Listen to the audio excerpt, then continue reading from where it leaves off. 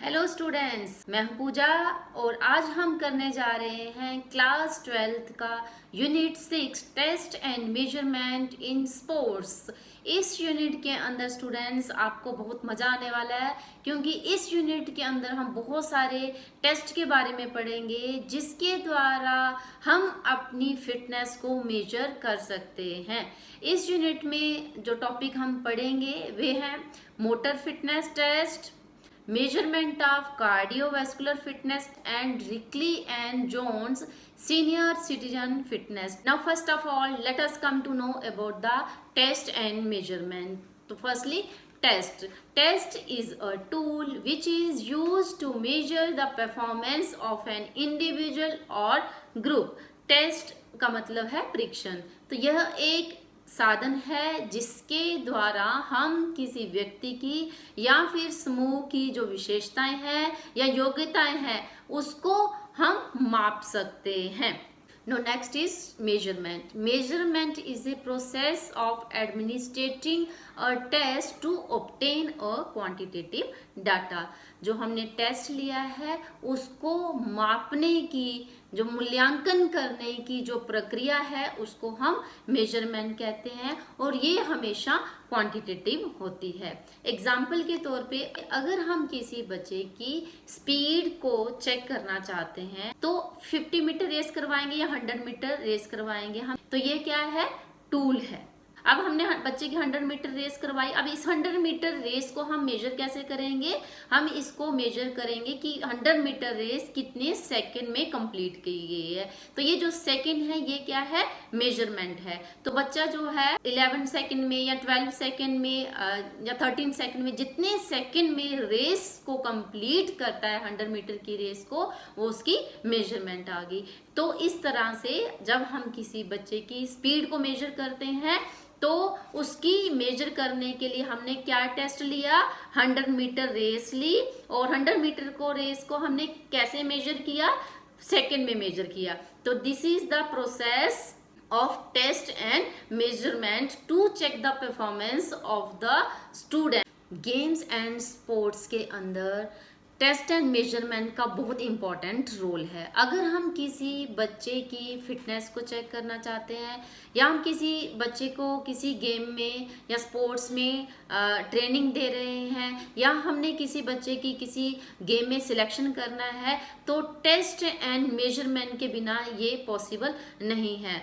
जैसे हम किसी बच्चे को 1 महीने से लगातार स्ट्रेंथ की ट्रेनिंग दे रहे हैं तो 1 महीने के बाद हम उस बच्चे का टेस्ट एंड मेजरमेंट करेंगे जिससे हमें ये अनुमान हो जाएगा कि उस बच्चे ने 1 महीने के अंदर कितना परफॉर्म किया है। ऐसे ही अगर हम किसी बच्चे की सिलेक्शन कर रहे हैं किसी गेम के अंदर तो बिना टेस्ट एंड मेजरमेंट के हम उस बच्चे का सिलेक्शन नहीं करेंगे। अगर हम ऐसा करते हैं methods of motor fitness test, इस टेस्ट के द्वारा हम किसी भी व्यक्ति के फिजिकल फिटनेस कंपोनेंट्स को मेजर कर सकते हैं।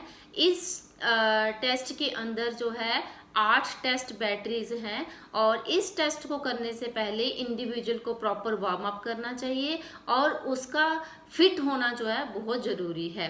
तो सबसे पहला टेस्ट है 50 metre standing start.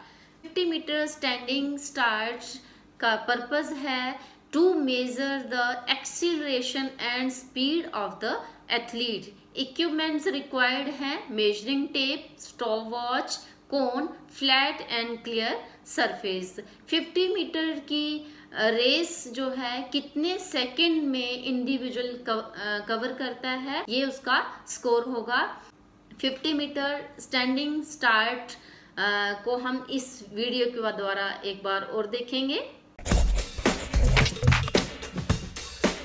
The aim of 50-meter dash is to determine the acceleration and the speed of the participant. The test involves running a single sprint over 50 meters.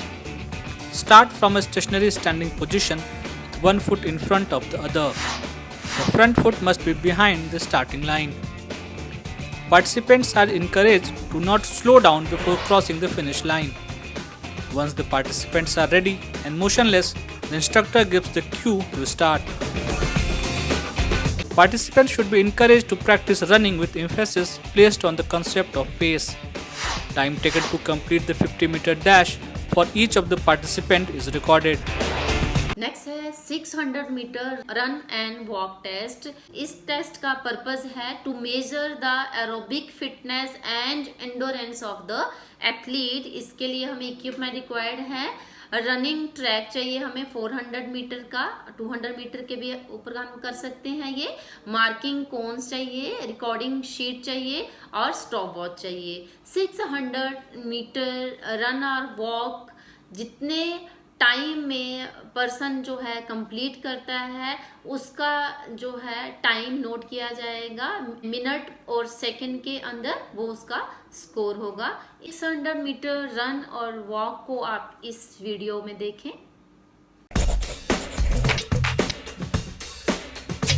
The aim of 600-meter run is to measure the cardiovascular fitness and endurance. The test involves running a single sprint over 600 meters. Participants should start from a stationary standing position with one foot in front of the other. The front foot must be behind the starting line. Participants are instructed to run 600 meters in the fastest possible pace. Once the participants are ready and motionless, the instructor gives the cue to start. Participants should be encouraged to practice running with emphasis placed on the concept of pace. Results are usually better if the participant can maintain constant pace during most of the run and use a strong closing effort. Time taken to complete the 600-meter run for each of the participants is recorded. Test is sit and reach test. का purpose है to measure the flexibility of the athlete. इसके लिए हमें equipment required चाहिए, sit and reach box चाहिए और एक measuring tape चाहिए। इस टेस्ट का स्कोर जानने के लिए इंडिविजुअल जो है अपने हैंड्स कितना आगे तक रीच कर पाता है उसको हम इंचेस या फिर सेंटीमीटर में नोट करेंगे। इसको आप वीडियो में देखें।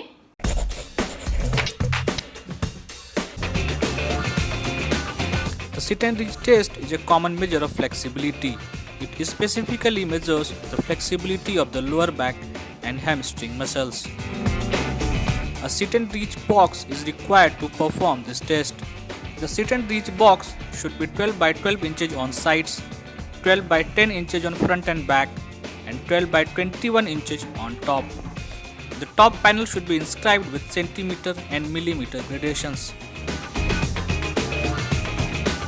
The test should be performed on clean cushioned surface or gym mat. Shoes should be removed before performing this test. This test involves sitting on the floor with legs stretched out straight ahead. The soles of the feet are placed flat against the sit and reach box. Both knees should be locked and pressed flat to the floor. With the palms facing downwards and the hands on top of each other, the subject reaches forward along the measuring line as far as possible. Firstly, the initial reach in the normal position is recorded. After some practice teaches, the subject reaches forward as far as possible and holds that position for at least 2 seconds while the distance is recorded.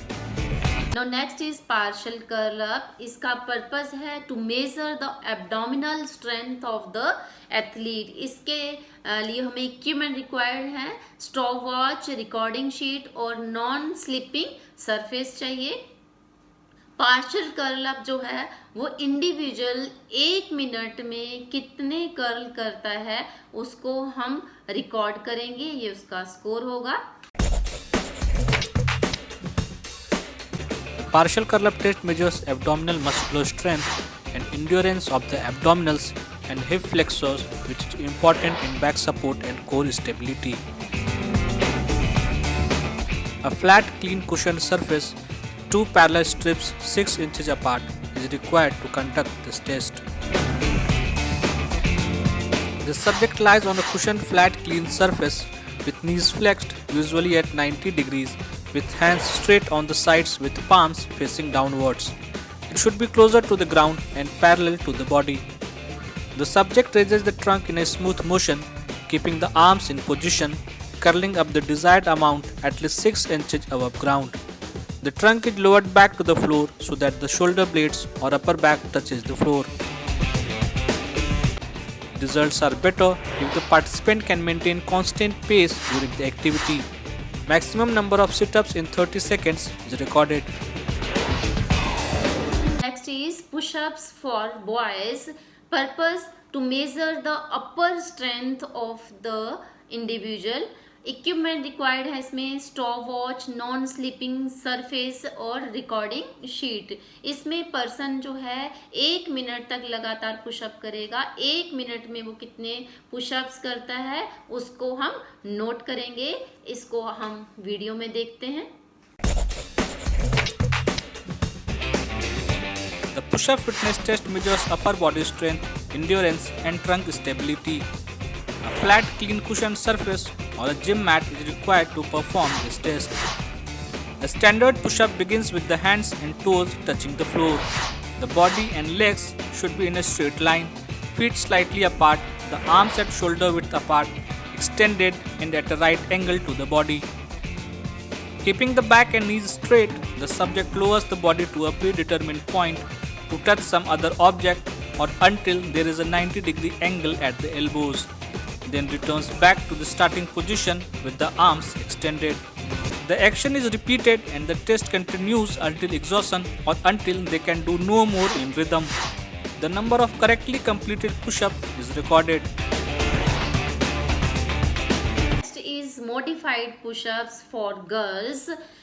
इसका purpose है to measure the upper body muscle strength. इसके लिए हमें equipment required है, stop watch, non slipping surface और recording sheet चाहिए। इसके लिए पर्सन जो है 30 सेकंड तक लगातार जो है पुशअप्स करेगा। 30 सेकंड में वो कितनी बार पुशअप करता है उसको हम नोट करेंगे। इस वीडियो में देखें। For girls, the push-up technique is slightly modified with both the knees resting on the ground. Apart from this, everything else remains the same for girls as well. Next is standing broad jump. Purpose है इसका to measure the explosive power of legs. इसके लिए हमें equipment required है, measuring tape और landing area. और इसके लिए जो पर्सन है वो टेक ऑफ लाइन के पीछे खड़े होकर स्टैंडिंग ब्रॉड जंप करता है। कितने फीट उसने जो है जंप किया है ये उसका स्कोर होगा।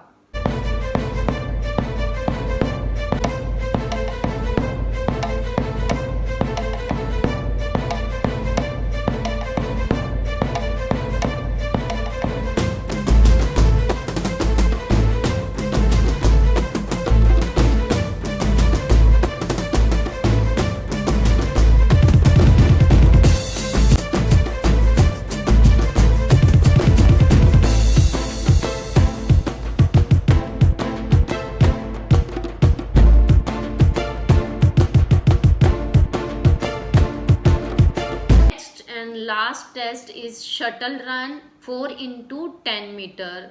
इस टेस्ट का पर्पस है to measure the agility and speed of the individuals. इसके लिए इक्विपमेंट्स रिक्वायर्ड है, वुडन ब्लॉक्स चाहिए हमें 2 x 4 इंचेस के, स्टॉप वॉच चाहिए, कोन चाहिए और नॉन स्लिपिंग सरफेस चाहिए। इसमें हमें सबसे पहले क्या करना है, हमें 10 मीटर जो है अपार्ट 2 लाइन जो है वो ड्रा करनी है और 2 वुडन ब्लॉक्स जो है हमने रखने हैं एक लाइन के ऊपर। और जो पर्सन है वो उसके अपोजिट खड़ा होगा, जहां हमने वुडन ब्लॉक रखे हैं वहां से वो रेस स्टार्ट करेगा।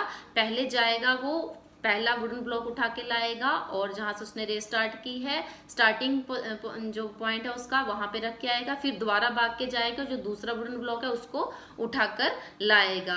तो इस तरह से वो 4 into 10 मीटर रेस जो है वो कंप्लीट करेगा।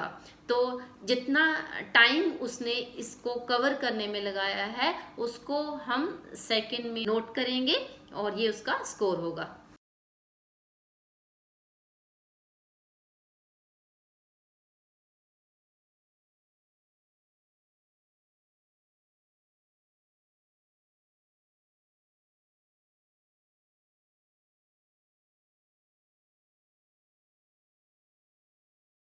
Now next test is measurement of cardiovascular fitness test. तो सबसे पहले हम जानते हैं कि कार्डियोवैस्कुलर फिटनेस क्या होता है। Cardiovascular fitness is the ability of the heart lung. इसमें जो हार्ट और लंग्स जो हैं वो ऑक्सीजन रिच ब्लड जो है वो मसल्स और टिश्यूज तक पहुंचाते हैं, और मसल्स और टिश्यूज जो हैं वहां से ऑक्सीजन रिच ब्लड से एनर्जी लेते हैं, और उस एनर्जी से ही मसल्स के द्वारा जो मूवमेंट है वो पॉसिबल हो पाती है। तो इसकी एबिलिटी को जो है हम कार्डियोवैस्कुलर एबिलिटी बोलते हैं। कार्डियोवैस्कुलर फिटनेस को चेक करने के लिए दो जो है टेस्ट हैं, एक है हार्वर्ड स्टेप टेस्ट और दूसरा है रॉकपोर्ट 1 माइल टेस्ट। इन टेस्ट के द्वारा हम किसी भी पर्सन की कार्डियोवैस्कुलर फिटनेस को जांच सकते हैं। ना first test is Harvard step test. इस टेस्ट के द्वारा हम किसी भी पर्सन की कार्डियोवैस्कुलर फिटनेस या फिर एरोबिक फिटनेस को मेजर कर सकते हैं। इस टेस्ट को ब्रूहा ने 1953 में डेवलप किया था।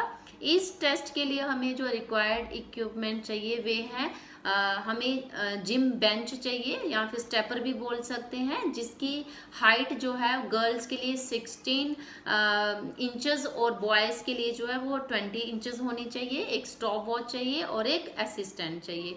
इसको करने का प्रोसीजर क्या है कि जो इंडिविजुअल है जिसका हम टेस्ट ले रहे हैं वो 10 मिनट्स अच्छे से वार्म अप कर ले। उसके बाद जो असिस्टेंट है वो उसको कमांड देगा स्टार्ट की, तो वो जिम बेंच जो है जहाँ स्टेपर है उसके ऊपर अप एंड डाउन करेगा, जैसे अप अप डाउन डाउन। तो दोनों पैर पहले ऊपर लाएगा, फिर दोनों पैरों को वो नीचे करेगा। तो ये उसने 5 मिनट तक लगातार करने हैं। 1 मिनट के अंदर उसको 30 स्टेप करने हैं। तो 5 मिनट में वो नियर अबाउट जो है 150 स्टेप करेगा। तो 5 मिनट तक वो जो है टाइम नोट करेगा असिस्टेंट, और 5 मिनट के बाद स्टॉप बोलेगा। जैसे ही स्टॉप करेगा तो पर्सन को स्टॉप हो जाना है और उसको जो है बिठा देना है। बिठाकर उसकी जो है पल्स रेट चेक करनी है। 3 बार इसमें हमने पल्स रेट चेक करनी है। पहली पल्स रेट हम 1 से 1.5 मिनट में करेंगे, दूसरी पल्स रेट हम 2 से 2.5 मिनट में करेंगे, और तीसरी पल्स रेट हम 3 से 3.5 मिनट के अंदर करेंगे। तो फिर हम जो है फिटनेस इंडेक्स स्कोर के द्वारा उसकी जो कार्डियोवैस्कुलर फिटनेस है उसको calculation of fitness index score इस तरह से रहेगा। इसको हम 2 तरह से कर सकते हैं, एक है हमारा शॉर्ट टर्म और दूसरा है हमारा लॉन्ग टर्म। तो फर्स्ट हम देखेंगे fitness index score long term, जिसका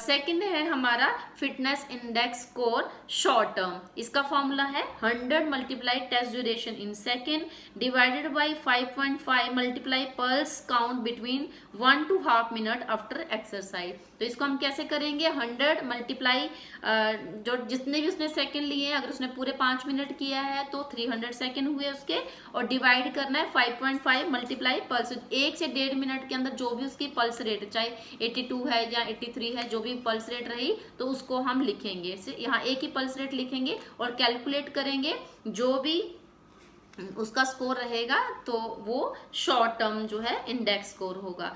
तो इसमें हम देखेंगे अगर हम फिटनेस इंडेक्स स्कोर की बात करें तो अगर मेल जो है उसका इंडेक्स स्कोर 90 से अबव आता है तो जो है उसका एक्सीलेंट रेटिंग रहेगी। ऐसे ही फीमेल उसका फिटनेस इंडेक्स स्कोर अगर 86 से अबव रहता है तो उसका एक्सीलेंट रेटिंग रहेगा। Second test is Rockport 1 mile test. इस टेस्ट को हम रॉकपोर्ट फिटनेस वॉकिंग टेस्ट भी बोलते हैं। इसका ऑब्जेक्टिव है टू चेक और observe the development of individuals VO2 max. इसको हम मैक्सिमम वॉल्यूम ऑफ ऑक्सीजन भी बोलते हैं। इसको करने का प्रोसीजर है, हमें कोई भी विंडलेस डे जो है वो चूज करना है और अपना वेट जो है वो पाउंड्स में रिकॉर्ड करना है और उसके बाद हमें इसके लिए 400 मीटर का ट्रैक चाहिए।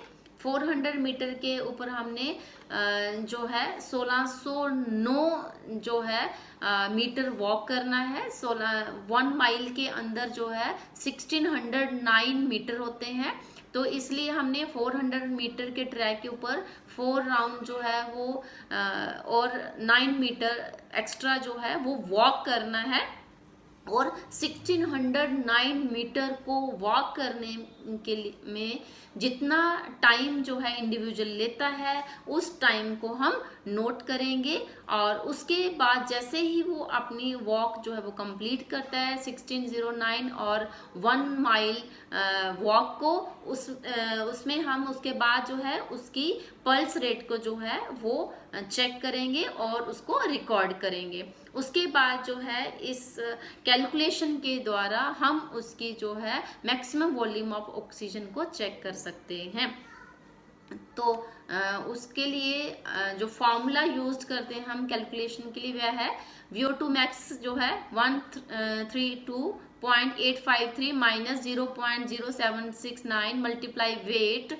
इसमें हमने इंडिविजुअल का वेट लेना है, जो भी वेट हमने पाउंड में लिया है उसको लिखना है यहाँ पे, माइनस 0.3877 मल्टीप्लाई एज। एज को हमने ईयर्स में लेना है, प्लस 6.315 मल्टीप्लाई जेंडर। जेंडर के लिए अगर मेल है तो 1 लिखेंगे और फीमेल है तो 0 लिखेंगे, माइनस 3.2649 मल्टीप्लाई हम टाइम जो है इसमें टाइम कितने मिनट और सेकंड लिए हैं उसमें लिखेंगे, मिनट और सेकंड के अंदर हम लिखेंगे इसको, माइनस 0.1565 मल्टीप्लाई हार्ट रेट। जो भी उसकी हार्ट रेट रहेगी, ठीक है, जो हमने चेक किया उसकी पल्स रेट, उसको हम यहाँ पे लिखेंगे। 1609 मीटर कंप्लीट होने के बाद जो उसकी पल्स रेट है उसको यहाँ पे लिखेंगे। तो इस तरह से हम इस फार्मूले के द्वारा कैलकुलेट करेंगे VO2 मैक्स। अगर किसी इंडिविजुअल का जिसकी एज 20 to 24 है उसका अगर मोर देन 62 आता है तो उसकी VO2 मैक्स जो है वो एक्सीलेंट रहेगी। इसी तरह वीमेन के अंदर जिसकी एज 20 to 24 के बीच में है और उसका स्कोर जो है 51 से अबव आता है तो वो उसका VO2 मैक्स जो है वो एक्सीलेंट रहेगा। तो इस तरह से हम किसी भी व्यक्ति का मैक्स VO2 मैक्स जो है वो चेक कर सकते हैं। Next test is Rikli and Jones senior citizen fitness test. तो इस टेस्ट के द्वारा जो व्यक्ति 60 ईयर से अबव जिनकी एज है उनकी हम फिटनेस को चेक कर सकते हैं। इस टेस्ट को जो है फुलरटन फंक्शनल टेस्ट भी बोलते हैं और ये टेस्ट जो है फंक्शनल फिटनेस फ्रेमवर्क के ऊपर बेस्ड है। रिकली और जोन्स ने 2001 में डेवलप किया था, जिसमें हम सीनियर सिटीजन पर्सन है उनकी फिटनेस को हम चेक करते हैं ताकि पता चल सके कि उनकी फिटनेस का लेवल क्या है। अगर उनकी फिटनेस का लेवल बहुत डाउन है तो उनको कुछ फिजिकल एक्सरसाइज जो है वो कंटिन्यू रखनी चाहिए ताकि वो अपनी फिटनेस को बनाए रखें और अपनी डेली रूटीन का काम जो है वो खुद से कर सकें। तो इस टेस्ट के द्वारा हम उनकी फिटनेस को चेक कर सकते हैं। First test is chair stand test. इस टेस्ट का पर्पस है to measure the lower body strength और to measure the leg strength. इसके लिए हमें इक्विपमेंट्स रिक्वायर्ड हैं। एक हमें चेयर चाहिए जिसकी हाइट जो है 44 सेंटीमीटर होनी चाहिए और एक स्टॉप वॉच चाहिए। इसको करने का प्रोसीजर है, जो पर्सन है उसको हम एक चेयर पे बिठा देंगे जिसकी हाइट जो है 44 सेंटीमीटर है। वो चेयर जो है वो दीवार के साथ लगी होनी चाहिए ताकि वो नीचे ना गिरे।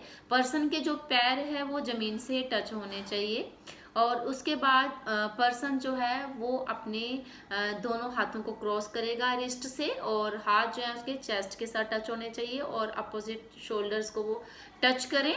और इसके बाद जैसे ही असिस्टेंट है वो सिग्नल देगा तो वो इसी पोजीशन में, जो क्रॉस्ड आर्म पोजीशन में वो उठेगा। उसकी जो लेग्स हैं स्ट्रेट होनी चाहिए, बेंड नहीं होना चाहिए उसमें, और उसके बाद दोबारा वो नीचे बैठेगा। इसको हम काउंट 1 जो है वो काउंट करेंगे। इसको हम लगातार 30 सेकंड तक करेंगे। तो 30 सेकंड में वो कितनी बार खड़े होता है और फिर वापस कुर्सी पे बैठता है, इसको हम काउंट करेंगे। तो इस तरह से उसका जो है चेयर स्टैंड टेस्ट लिया जाएगा। और ये अगर हम स्कोर देखें तो जिसकी एज 61 to 64 है और अगर वो 14 to 19 टाइम जो है स्टैंड करता है तो उसका स्कोर जो है वो एवरेज रहेगा। ये मैन के अंदर है। और अगर वीमेन में जो देखें तो जिसकी एज 60 to 64 है और अगर जो है 12 to 17 टाइम जो है वो स्टैंड करती हैं वो 30 सेकंड में, तो उसकी वो एवरेज जो है score. Now second test is arm curl test. The purpose of this test to measure the upper body strength and endurance. इसके लिए हमें equipments required हैं। 5 पाउंड जो है वो वेट चाहिए वीमेन के लिए और 8 पाउंड वेट चाहिए मेन के लिए। और एक चेयर है जिसकी हाइट 44 सेंटीमीटर होनी चाहिए और विदाउट आर्म्स होनी चाहिए और एक स्टॉप वॉच चाहिए हमें। तो इसके लिए जो पर्सन है उसको हम चेयर पे बिठा देंगे और उसके पैर जो है वो ज़मीन से टच होने चाहिए। जो भी उसका स्ट्रॉन्ग हैंड है, डोमिनेंट हैंड है, उस हैंड में वो डंबल को पकड़ेगा। और उसके बाद जो एल्बोज हैं वो जो अपर आर्म है वो स्ट्रेट रहेगी और लोअर आर्म जो है वो बेंड रहेगी। और इस तरह से सूट केस ग्रिप जो है वो बनानी है आपने वेट को पकड़ने के लिए। और उसके बाद आर्म को कर्ल करना है और फिर वापस जो इनिशियल पोजीशन है वहाँ वापस आ जाना है। ऐसा 30 सेकंड तक कंटिन्यू करना है। तो 30 सेकंड में वो कितनी बार आर्म को कर्ल करते हैं और वापस जो है स्टार्टिंग पोजीशन पर लाता है इंडिविजुअल, उसको काउंट करेंगे। तो इसमें अगर हम स्कोर की बात करें तो जो इंडिविजुअल, अगर हम मैन की देखें जिसकी एज 60 to 64 है, अगर वो 16 to 12 टाइम जो है आर्म को कर्ल करता है तो वो उसकी जो है एवरेज फिटनेस होगी। और ऐसे ही वीमेन में अगर उसकी एज 60 to 64 है तो अगर वो 13 to 19 टाइम जो है आर्म को कर्ल करती है तो उसकी एवरेज फिटनेस होगी आर्म्स की या अपर बॉडी की। Next test is chair sit and reach test. इसका पर्पस है to measure the flexibility of the lower back. तो इस टेस्ट के लिए हमें इक्विपमेंट्स रिक्वायर्ड हैं। हमें चेयर चाहिए जिसकी हाइट 44 सेंटीमीटर हो, एक रूलर चाहिए या इंच टेप चाहिए। प्रोसीजर की अगर हम बात करें तो इंडिविजुअल जो है वो चेयर पे बैठ जाएगा जिसकी हाइट 44 सेंटीमीटर है। चेयर जो है वो दीवार के साथ लगी होनी चाहिए। इंडिविजुअल का एक पैर जो है वो जमीन से टच होना चाहिए और दूसरा पैर को एक्सटेंड करना है, उसमें नी स्ट्रेट रहेगी। आपकी जो हील है वो जमीन से टच रहेगी और टोज को ऊपर उठाना है। टोज जो है 90 डिग्री पे रहेगी। इंडिविजुअल जो है वो आगे की तरफ बेंड होगा, दोनों हाथों को ओवरलैप करना है आपने। जो मिडिल फिंगर है वो एक दूसरे को टच होनी चाहिए। तो श्वास भरेगा और श्वास छोड़ते हुए आगे की तरफ बेंड होगा और अपनी जो मिडिल फिंगर है वो टो के पास लाने की कोशिश करनी है। अगर पर्सन जो है उसकी फिंगर टिप्स और टो के बीच में बिल्कुल भी डिस्टेंस नहीं है, टच कर लिया तो इसका मतलब 0 पॉइंट है।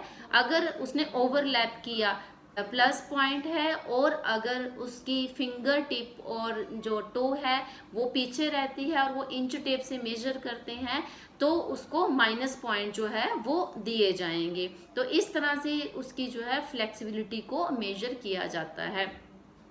और अगर हम स्कोर की बात करें तो जो पर्सन वीमेन जो है उसकी एज 60 to 64 है, और अगर उसका स्कोर जो है -2.5 to 4.0 है तो वो एवरेज फ्लेक्सिबिलिटी रखती हैं। इसको हमने इंचेस में लेना है। और इसी तरह जो इस टेस्ट के लिए जो स्कोर है वो अगर हम देखेंगे तो मेन में अगर 60 to 64 एज है तो उसका जो स्कोर है अगर -2.5 to 4.0 रहता है तो वो उसकी एवरेज फ्लेक्सिबिलिटी होगी। इसको हमने इंचेस में मेजर करना है। और ऐसे ही वीमेन की जिसकी एज 60 to 64 है और उसकी जो स्कोर है -0.5 to 5.0 रहता है तो वो उसकी एवरेज जो है फ्लेक्सिबिलिटी होगी। नेक्स्ट टेस्ट है बैक स्क्रैच टेस्ट। इसके द्वारा हम किसी व्यक्ति की अपर बॉडी फ्लेक्सिबिलिटी को मेजर कर सकते हैं। इसके लिए इक्विपमेंट्स रिक्वायर्ड है, हमें एक रूलर चाहिए या इंच टेप चाहिए। इसको करने का प्रोसीजर है, जो पर्सन है एक हाथ जो है ऊपर से लाना है और एक हाथ को नीचे से निकालेंगे। दोनों हाथों को पीछे से जो है एक दूसरे के पास लाने की कोशिश करनी है। अगर दोनों की फिंगर टिप्स जो हैं वो एक दूसरे के पास आ जाती हैं तो उसका 0 पॉइंट दिया जाएगा। अगर वो ओवरलैप करती हैं तो प्लस पॉइंट दिया जाएगा। और अगर दोनों फिंगर टिप्स जो है एक दूसरे से दूर रहती हैं तो उसको माइनस पॉइंट दिया जाएगा। तो इस तरह से हम इंडिविजुअल की जो अपर बॉडी फ्लेक्सिबिलिटी है उसको मेजर कर सकते हैं। इसका स्कोर देखें, जो मेल है उसकी एज 60 to 64 है और उसके जो है 6.5 to 0 इंचेस जो है उसके स्कोर रहता है तो वो उसकी एवरेज जो है फ्लेक्सिबिलिटी होगी। इसी तरह से वीमेन जिसकी एज 60 to 64 है और अगर जो है उसका जो स्कोर 3.0 to 1.5 इंचेस रहता है तो वो उसकी एवरेज फ्लेक्सिबिलिटी होगी upper body. Next test is 8 foot up and go test. इस टेस्ट के द्वारा हम किसी भी व्यक्ति की स्पीड, एजिलिटी और बैलेंस को मेजर कर सकते हैं। इसके लिए हमें इक्विपमेंट्स रिक्वायर्ड हैं, स्टॉप वॉच, और हमें एक चेयर चाहिए जिसकी हाइट 44 सेंटीमीटर है विदाउट आर्म्स, एक मार्कर चाहिए और मेजरिंग टेप चाहिए। इसका प्रोसीजर है, सबसे पहले जो पर्सन है उसको आप चेयर पे बिठा देंगे, दोनों हाथ उसके नीज के ऊपर होने चाहिए, पैर दोनों जो है वो जमीन के ऊपर रेस्ट करें। और एक आपने कोन जो है 8 फीट की दूरी पर रखना है।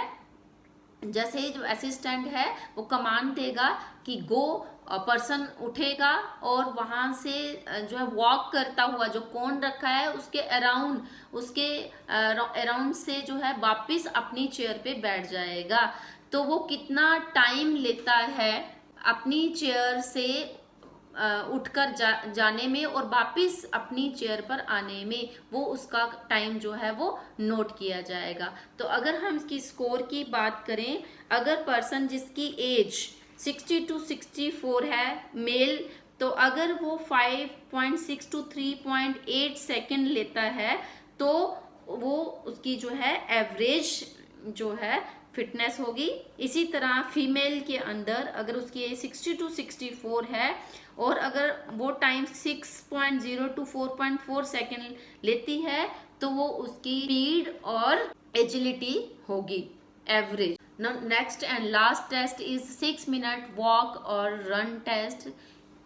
Purpose of this test to measure the aerobic fitness or aerobic endurance of the individuals. इसके लिए हमें इक्विपमेंट जो रिक्वायर्ड है, स्टॉप वॉच चाहिए, मेजरिंग टेप चाहिए और एक हमें रेक्टेंगुलर एरिया चाहिए 20x5 यार्ड का। प्रोसीजर अगर हम देखें तो जो पर्सन है वो स्टार्टिंग लाइन पे खड़ा हो जाएगा, जो एरिया दे रखा है जिसकी लंबाई 20 यार्ड है और चौड़ाई जो है वो 5 यार्ड है, उस एरिया के अंदर जो है वो वॉक करेगा या रन करेगा 6 मिनट के लिए। तो 6 मिनट में वो कितने यार्ड एरिया कवर करता है उसको नोट करना है। तो ये उसका जो है स्कोर रहेगा। मेल जिसकी एज 60 to 64 है, अगर वो 610 to 735 यार्ड का एरिया जो है वो कवर करता है 6 मिनट के अंदर, तो वो उसकी एवरेज जो है एरोबिक फिटनेस या एरोबिक्स एंडोरेंस होगी। इसी तरह फीमेल के अंदर जिसकी एज 60 to 64 है और उसने 545 से लेकर 660 यार्ड एरिया अगर कवर किया है 6 मिनट के अंदर, तो वो उसकी जो है एरोबिक फिटनेस या एरोबिक एंडोरेंस होगी। तो स्टूडेंट्स, मुझे उम्मीद है कि आपको इस यूनिट के सभी टॉपिक अच्छे से क्लियर हो गए होंगे। अगर किसी बच्चे की कोई क्वेरी है तो मुझे कमेंट बॉक्स में ज़रूर लिखें, और अगर आपने इस चैनल को सब्सक्राइब ना किया हो तो ज़रूर करें। Thank you.